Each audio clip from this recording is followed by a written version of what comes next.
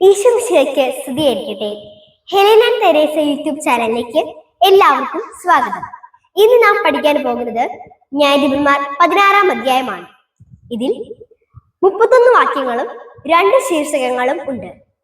1 സാംസണും ദലീലായും, 2 സാംസന്റെ മരണം.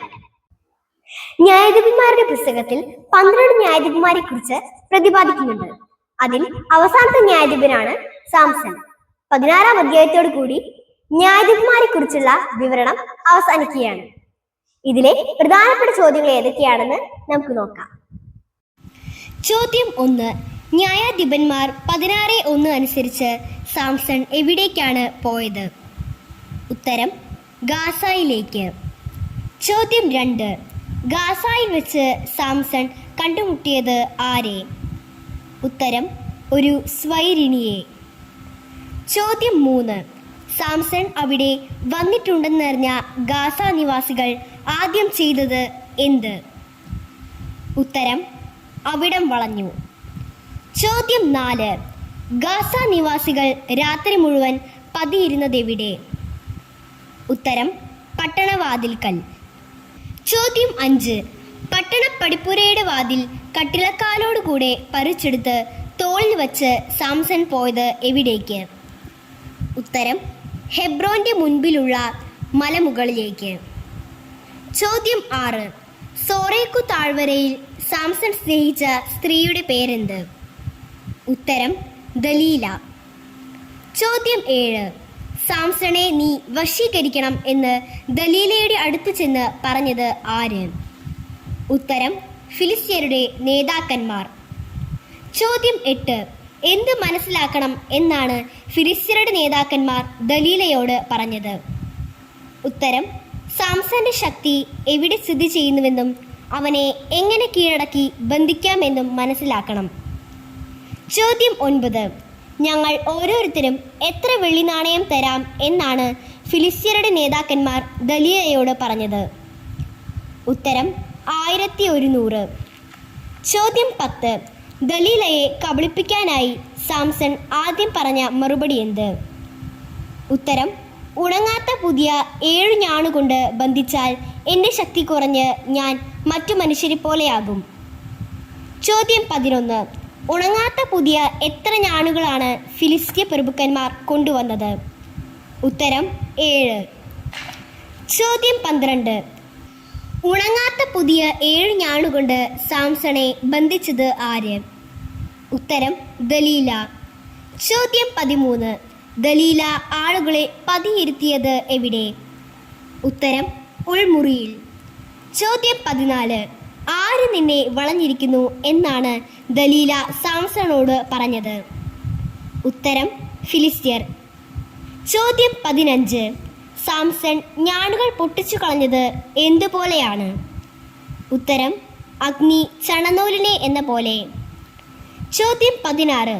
എന്ത് രഹസ്യം പുറത്തായില്ല എന്നാണ് ന്യായാധിപന്മാർ 16:9 പറയുന്നത്? ഉത്തരം സാംസന്റെ ശക്തിയുടെ രഹസ്യം. ചോദ്യം 17. രണ്ടാമതായി സാംസൺ ദലീലയോട് പറഞ്ഞ നുണ എന്ത്? ഉത്തരം ഒരിക്കലും ഉപയോഗിച്ചിട്ടില്ലാത്ത പുതിയ കയറുകൊണ്ട് ബന്ധിച്ചാൽ ഞാൻ ദുർബലനായി മറ്റാരെയും പോലെയാകും. ചോദ്യം 18. കെട്ടിയിരുന്ന കയർ എന്തുപോലെയാണ് സാംസൺ പൊട്ടിച്ചു കളഞ്ഞത്? ഉത്തരം നൂല് പോലെ. ചോദ്യം 19. മൂന്നാമത് എന്ത് കളവാണ് സാംസൺ ദലീലയോട് പറഞ്ഞത്? ഉത്തരം എൻ്റെ 7 തലമുടി ചുരുൾ എടുത്ത് പാവിനോട് ചേർത്ത് ആണിയിൽ ഉറപ്പിച്ചു നെയ്താൽ മറ്റു മനുഷ്യരെ പോലെ ഞാൻ ബലഹീനനാകും. ചോദ്യം 20. എപ്പോഴാണ് ദലീല സാംസന്റെ 7 തലമുടി ചുരുൾ എടുത്ത് പാവിനോട് ചേർത്ത് ആണിയിൽ ഉറപ്പിച്ചു നെയ്തത്? ഉത്തരം അവൻ ഉറങ്ങുമ്പോൾ. ചോദ്യം 21. സാംസൺ ഉറക്കത്തിൽ നിന്നെഴുന്നേറ്റ് വലിച്ചു പൊളിച്ചത് എന്തെല്ലാം? ഉത്തരം ആണിയും തറിയും പാവും. ചോദ്യം 22. എന്ത് എന്നോട് കൂടെ അല്ലെങ്കിൽ എന്നെ സ്നേഹിക്കുന്നുവെന്ന് നിനക്ക് എങ്ങനെ പറയാൻ കഴിയും എന്നാണ് ദലീല സാംസണോട് ചോദിക്കുന്നത്? ഉത്തരം: സാംസന്റെ ഹൃദയം. ചോദ്യം 23. എത്ര പ്രാവശ്യം നീ എന്നെ അവഹേളിച്ചിരിക്കുന്നു എന്നാണ് ദലീല സാംസണോട് പറയുന്നത്? ഉത്തരം: 3 പ്രാവശ്യം. ചോദ്യം 24. എന്ത് എവിടെ കുടികൊള്ളുന്നുവെന്ന് നീ എന്നോട് പറഞ്ഞിട്ടുമില്ല എന്നാണ് ദലീല സാംസണോട് പറയുന്നത്? ഉത്തരം: നിന്റെ അജയശക്തി. ചോദ്യം 25. ദലീലയുടെ അലട്ടൽ എന്തിനു തുല്യമായി എന്നാണ് പറയുന്നത്? ഉത്തരം: മരണത്തിന്. ചോദ്യം 26. സാംസൺ ദലീലയോട് ആദ്യം തുറന്നു പറഞ്ഞ രഹസ്യം എന്താണ്? ഉത്തരം: ക്ഷൗരക്കത്തി എന്റെ തലയിൽ സ്പർശിച്ചിട്ടില്ല. ചോദ്യം 27. എപ്പോൾ മുതൽ ദൈവത്തിന് നാസീർ വ്രതക്കാരനാണ് എന്നാണ് സാംസൺ ദലീലയോട് പറഞ്ഞത്? ഉത്തരം: ജനനം മുതൽ.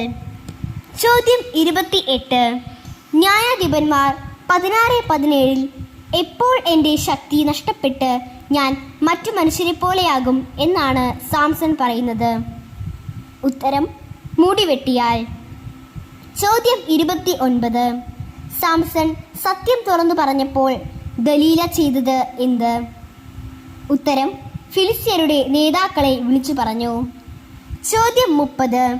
ഫിലിസ്ത്യരുടെ നേതാക്കന്മാർ എന്തുമായാണ് ദലീലയുടെ അടുത്തെത്തിയത്?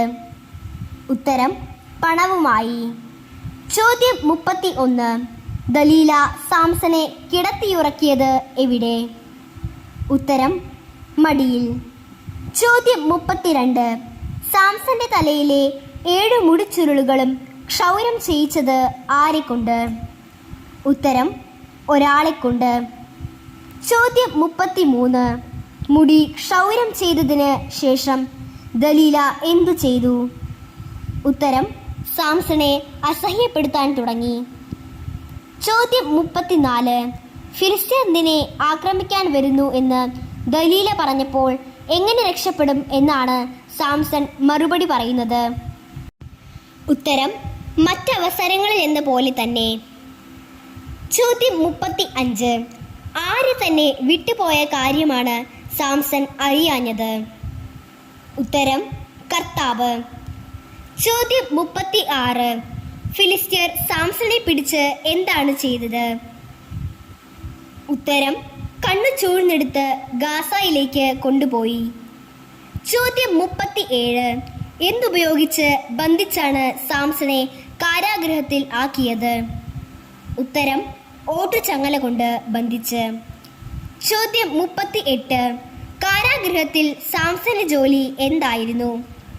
ഉത്തരം: മാവ് പൊടിക്കുന്ന ജോലി. ചോദ്യം 39. ഫിലിസ്ത്യ പ്രഭുക്കന്മാരുടെ ദേവൻ ആര്? ഉത്തരം: ദാഗോൻ. ചോദ്യം 40. നമ്മുടെ ദേവൻ ആരെ നമ്മുടെ കയ്യിൽ ഏൽപ്പിച്ചിരിക്കുന്നു എന്നാണ് ഫിലിസ്ത്യ പ്രഭുക്കന്മാർ പറഞ്ഞത്? ഉത്തരം: ശത്രുവായ സാംസണെ. ചോദ്യം 41. ന്യായാധിപന്മാർ 16:24 നമ്മുടെ ദേവൻ ശത്രുവിനെ നമുക്ക് ഏൽപ്പിച്ചു തന്നിരിക്കുന്നു എന്ന് പറഞ്ഞത് ആര്? ഉത്തരം: ജനങ്ങൾ. ചോദ്യം 42.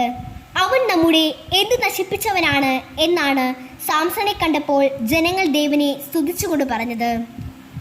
ഉത്തരം: ദേശം. ചോദ്യം 43. നമ്മുടെ മുൻപിൽ അഭ്യാസം കാണിക്കുന്നതിന് സാംസണെ വിളിക്കുവിൻ എന്ന് ജനങ്ങൾ പറഞ്ഞത് എങ്ങനെ? ഉത്തരം: സന്തോഷിച്ച് മതിമറന്ന്. ചോദ്യം 44.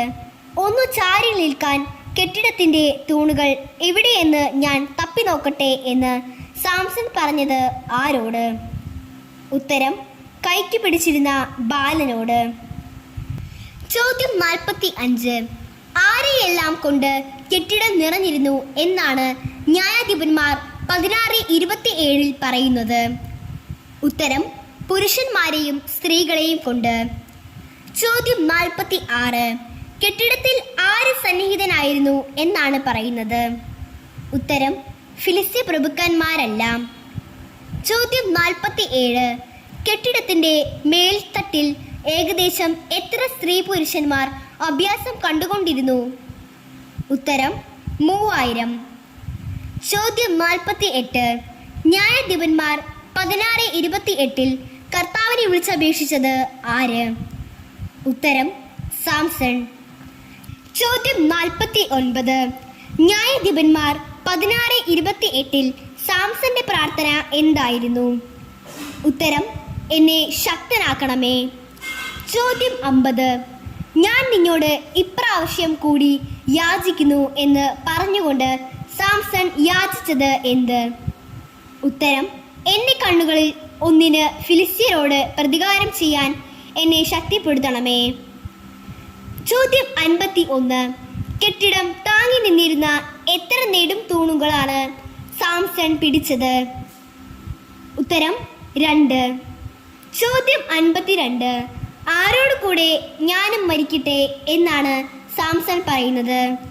ഉത്തരം ഫിലിസ്ത്യരോട് കൂടെ. ചോദ്യം 53. കെട്ടിടം വീണത് എപ്പോൾ?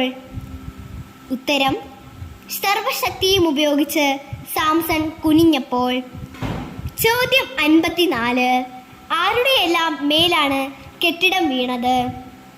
ഉത്തരം അതിലുണ്ടായിരുന്ന പ്രഭുക്കന്മാരുടെയും മറ്റ് ആളുകളുടെയും മേൽ. ചോദ്യം 55.